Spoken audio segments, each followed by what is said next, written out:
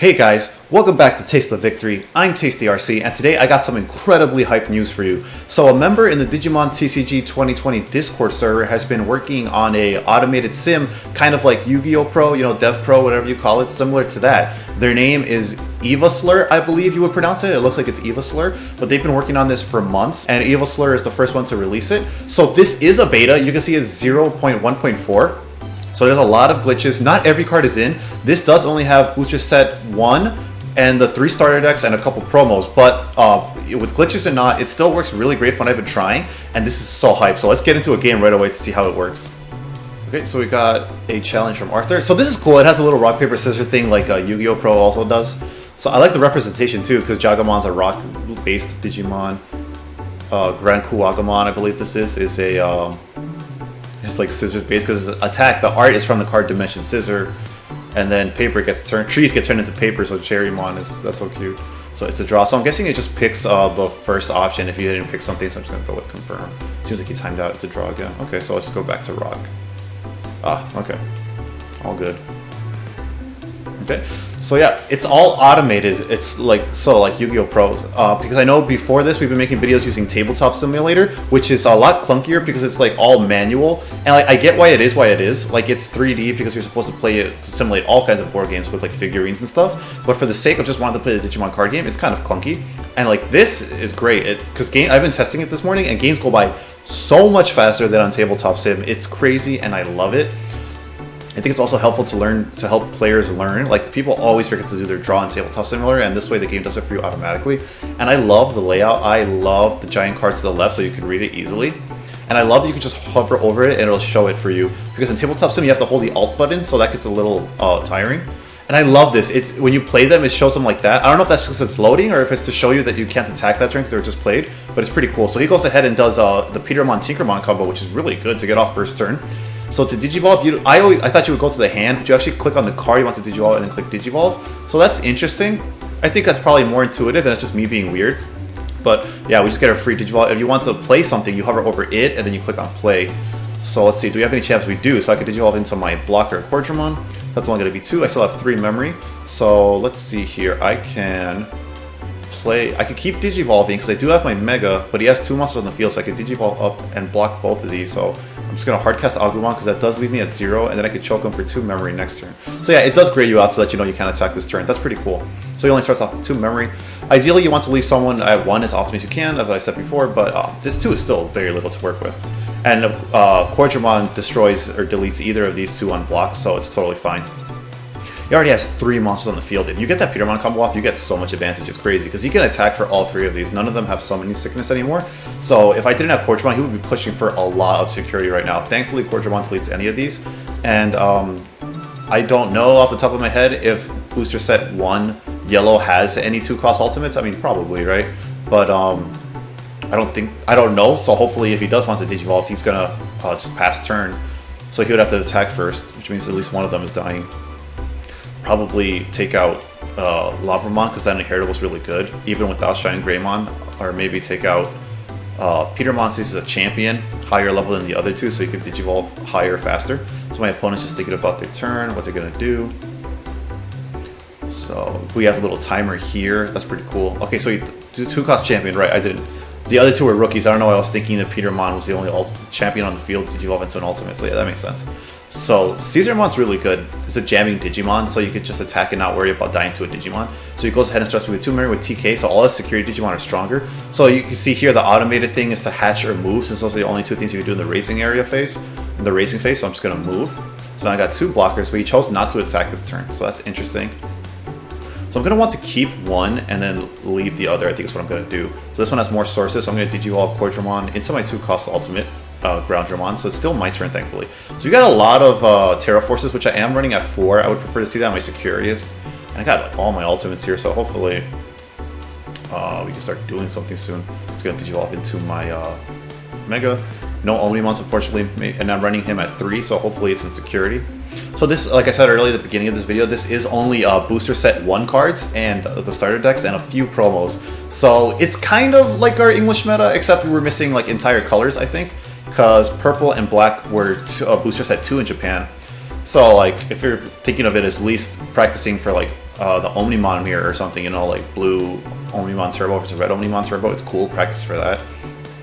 But it's just like baby steps, you know, it's a beta, so it released it when it was ready, so that's cool. I totally appreciate that we're taking it like baby steps at a time, because I totally don't mind that it's just a few cards, because this is still fun to play. Like, once this is fully updated with more cards, like, it'll be amazing. I love this. This will definitely be my main way to play after this.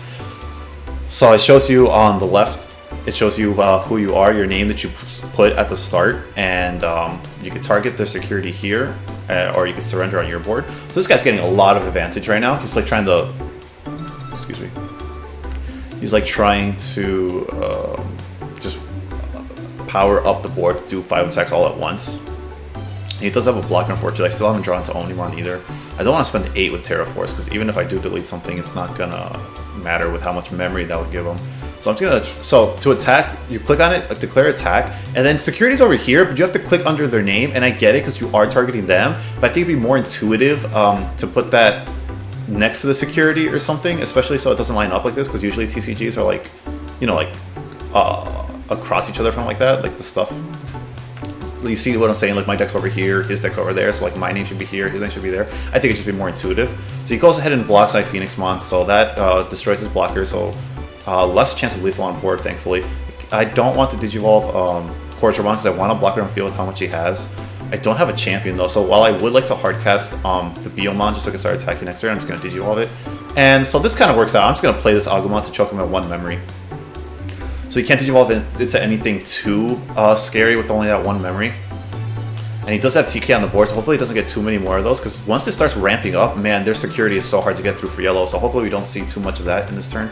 So he does have 4 Digimon again because of his moving from his racing area, so that's a little scary. He's definitely going to get lethal on board soon. Anything he plays this turn can't attack this turn, thankfully.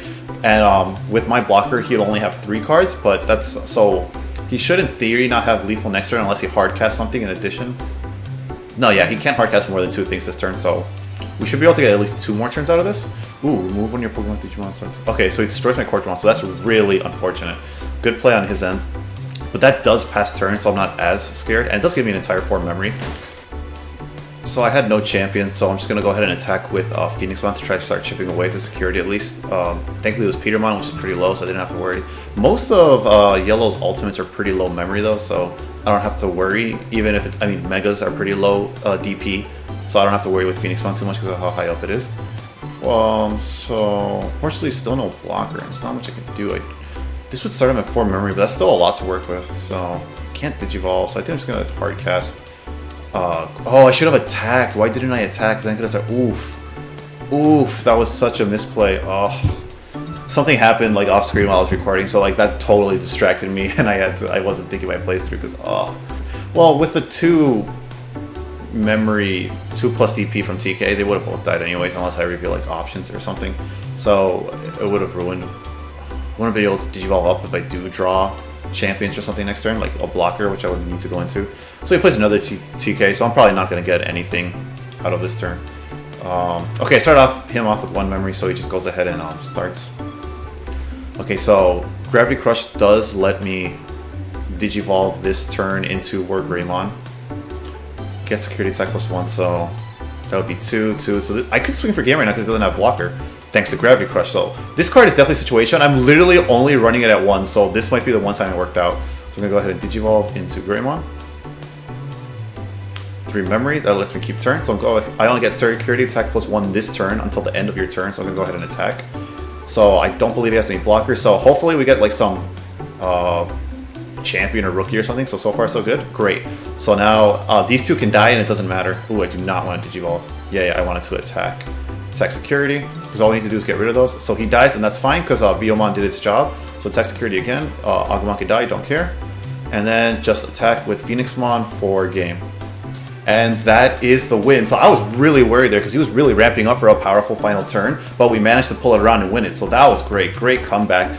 That was a heart of the cards draw, man. That Gravity Crush, I literally run 1 in this deck since I wasn't like seriously building, since it doesn't have all the cards available yet. So that was a heart of the cards moment.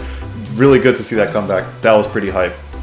It's really great. I love the potential it has right now. This is so cool. I love it. It's just way more streamlined than playing in Tabletop Sim. Thank you so much to Eva Slur for taking his free time to make this mod. It is fantastic. I love it. I can't wait to see more cards come.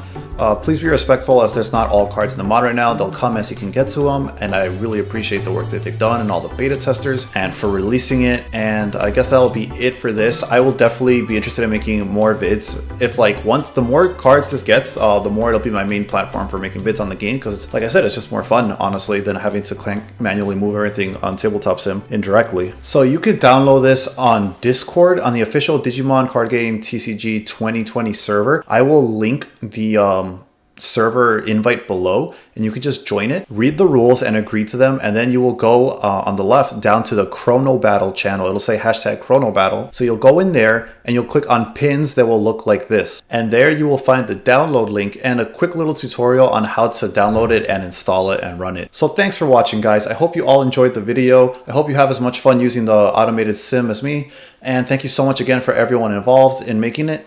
And like always, I will see you next time. So until then, stay hungry until you get a taste of victory.